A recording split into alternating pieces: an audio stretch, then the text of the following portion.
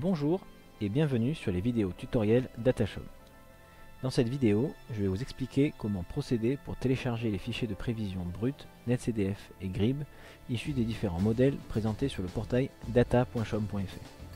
Il est important de noter que seules les prévisions des 15 derniers jours à J+3 sont visualisables en ligne et donc téléchargeables à la volée. Au-delà de 15 jours, les fichiers sont archivés et ne peuvent plus être visualisés en ligne. Toutefois, ils sont quand même accessibles via un téléchargement asynchrone qui passe par une zone de dépôt et un email qui vous sera envoyé contenant le lien pour y accéder. Donc dans un premier temps, nous verrons comment télécharger les prévisions courantes datées de moins de 15 jours, puis comment télécharger les prévisions archivées dans l'historique. Dans les deux cas, nous verrons comment télécharger manuellement les fichiers, puis comment automatiser cette action via un script informatique. Notez que les informations présentées ici sont également décrites dans le chapitre 6 de l'aide en ligne, accessible ici en haut à droite. Téléchargez le PDF et reportez-vous à la section 6, prévision océanographique. Donc voyons d'abord comment télécharger manuellement une prévision disponible directement en ligne, c'est-à-dire dont la date est comprise entre J-15 et J+3, J étant le jour courant. Donc quand vous arrivez sur l'écran d'accueil data.chom.fr, commencez par afficher la carte du paramètre souhaité.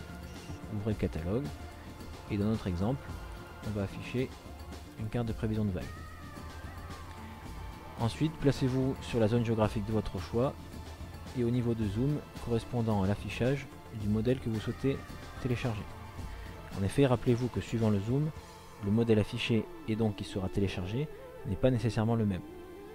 Tout à l'heure, j'étais sur un zoom large avec des prévisions de vagues hauturières de modèle MFWAM et j'ai zoomé pour accéder au modèle côtier Wavewatch 3 regrillé ici à 500 mètres.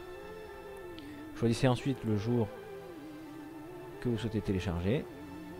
L'heure importe peu puisqu'on télécharge des fichiers journaliers de 24 heures correspondant au jour sélectionné. Ensuite cliquez sur le bouton outils avec le tournevis et activez le bouton télécharger. Puis cliquez sur le zoom de votre choix. Donc, dans le cas des modèles Wavewatch 3 où il y a beaucoup de zooms différents, vous pouvez vous aider de l'aide en ligne en vous reportant au paragraphe 6.6 où les emprises de modèles de vagues et les différents zooms sont illustrés avec leur nom. Ici l'Atlantique et là la Méditerranée. Dans notre cas, on va s'intéresser au zoom Manche Sud regrillé à 500 mètres, correspondant à cette zone ici. Donc j'ai activé le bouton télécharger, je clique sur le zoom de mon choix et une fenêtre s'ouvre me précisant à nouveau le modèle et le zoom que j'ai choisi, la date que j'ai choisie et le format ici NetCDF. Donc toutes les prévisions sont téléchargées au format NetCDF, excepté les prévisions de météo et de vagues MFWAM qui sont téléchargées au format GRIB de Météo France. Une fois que c'est bon, cliquez sur le bouton télécharger pour récupérer le zip contenant la livraison. Enregistrez le fichier où vous le souhaitez. Allons voir cette livraison. Voilà le fichier zip que vous devrez dézipper deux fois. Une première fois pour ouvrir la livraison en accédant ici au XML de métadonnées et la donnée scientifique ici qui elle devra être dézippée une deuxième fois. Voilà le fichier de données. L'extension .dl peut être supprimée si vous le souhaitez car elle ne réfère au simple fait que la donnée a été téléchargée. Voilà, le fichier est prêt. Vous savez donc télécharger manuellement le modèle de votre choix. Voyons voir comment maintenant on peut automatiser cette action en la scriptant dans une requête HTTP. Pour cela, aidez-vous d'une requête modèle que vous trouverez à nouveau dans l'aide en ligne en vous reportant à la section 6.4 téléchargement automatisé. Voilà le type de requête HTTP que vous pourrez utiliser pour récupérer directement un fichier en ligne. Donc cette requête devra être complétée par le nom du fichier souhaité, ici, qui se décompose toujours en 5 parties, la thématique, qui peut être vague, météo, niveau, le nom du modèle, un code correspondant au niveau de zoom, écrit R suivi de 4 chiffres, le nom de l'emprise géographique éventuellement suivi de la résolution, et la date du jour souhaité dans le format année, mois, jour. Donc faisons un exemple ensemble. On va récupérer ce modèle de requête HTTP qu'on colle dans notre navigateur et on va remplacer ici le nom du fichier qu'on souhaite télécharger. Donc ce que je vous conseille, c'est dans un premier temps, la première fois, de le faire manuellement. Je clique sur le modèle que je souhaite télécharger et je le fais manuellement pour récupérer le nom du fichier sans risque de se tromper. Voilà, ici on a le nom complet que je viens coller dans la requête HTTP aux deux endroits qui me sont demandés, ici et là. Et vous pouvez lancer la requête pour récupérer cette fois-ci le fichier zip du premier coup. Vous l'enregistrez là où vous souhaitez. L'intérêt de scripter donc cette requête, c'est que si je veux télécharger une autre journée, j'ai juste à changer la date ici aux deux endroits et je lance ma requête pour récupérer le fichier zip.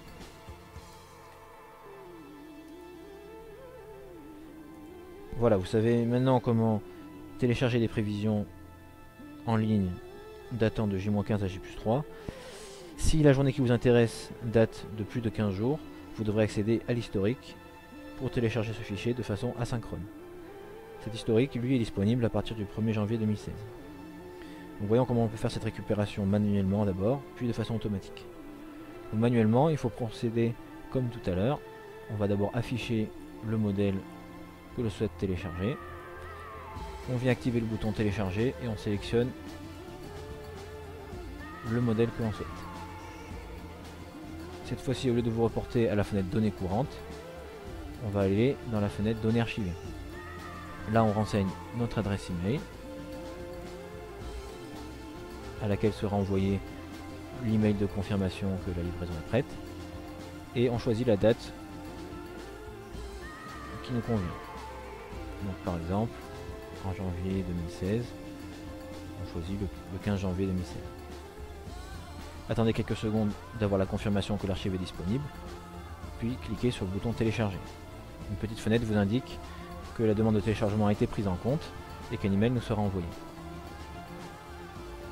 Donc l'email ressemble à ceci.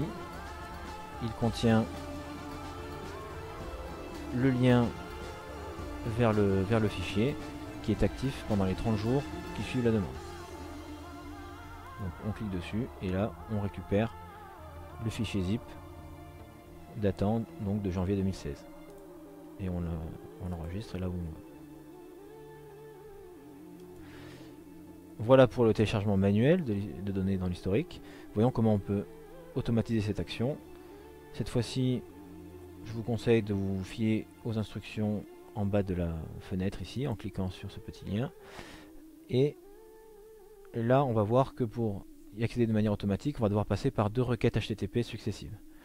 Une première requête de ce type-là, qui permet de lancer la génération du paquet et la livraison dans l'espace de dépôt. Et en retour, on va récupérer un identifiant de publication et une clé, qui vont nous permettre de générer la deuxième requête HTTP, qui va permettre de télécharger le fichier zip proprement dit, une fois que la livraison est prête. Donc là aussi, on va faire ça ensemble. On copie la requête modèle dans un onglet et on remplit les paramètres nécessaires, l'adresse mail,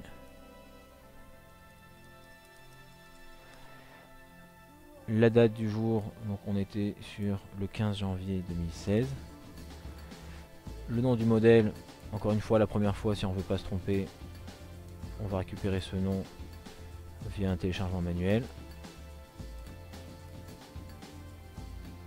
Je le mets là et je lance cette requête. Donc la préparation du colis a été lancée et en retour je reçois donc mon identifiant de publication et ma clé.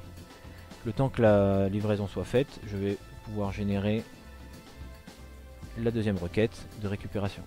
Donc je copie ici l'exemple de requête de récupération que je colle dans un deuxième onglet et que je complète avec donc ma clé ici.